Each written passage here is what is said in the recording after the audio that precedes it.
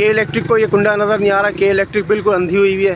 के इलेक्ट्रिक को ये कुंडा नज़र नहीं आ रहा। ये पूरे ऊपर से तार उतरे हुए, हज़ारों यहाँ पर सेवर लगे हुए हैं, जो कि आपको रात को इसका नज़ारा दिखाएंगे। ये सेवर किस तरीके से यहाँ पे जल रहे होंगे। हज़ारों सेवर ऐसे पूरी मवेशी मंडी के अंदर लगे हैं, ये आप देख सकते हैं। गरीब अगर एक घर के अंदर किसी ने अगर कुंडा लगा लिया गरीब, तो उसके ऊपर के इलेक्ट्रिक लाख 1.5 लाख रुपए का बिल भेज देते हैं। उनको जो है ना इतना प्रेशर डाल देते हैं उनके ऊपर कि वो बेचारे इतने मजबूर हो जाते हैं, लेकिन उनको बिल भरना पड़ता है।